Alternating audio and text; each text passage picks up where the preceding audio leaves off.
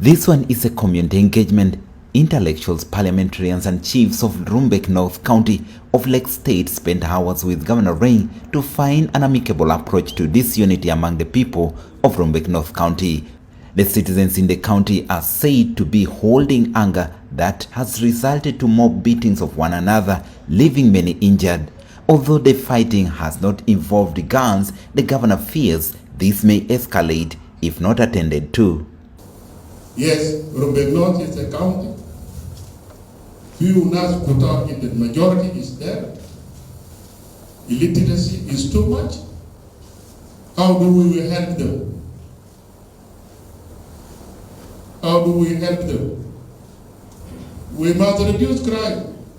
First, they must be stable. First, we must educate them. First, can we cooperate? We are criminals? No. By your disunity can disorganize these people.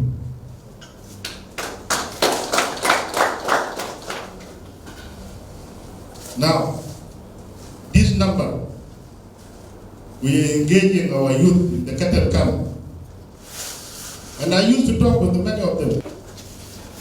Is our disunity that disunite these people and make them to kill themselves? I don't want this. The press secretary in the office of the governor, Mabordeng, said there has been a positive response to the call for proper approach to disunity in Rumbek North County that is said needs an immediate attention. Indeed, a few of them told the governor that we are going to be administered the same way that the other people of Lake State are being administered. So one thing that they recommended is a disarmament. They want the government of Lake State under the leadership of Governor Rinto Imabor to go and disarm people of Rumbek North County forcefully, because peaceful disarmament did not work. The commissioner of Rumbek North County appreciated the effort, saying it will pave way for permanent peace and coexistence in the border county of Lake State.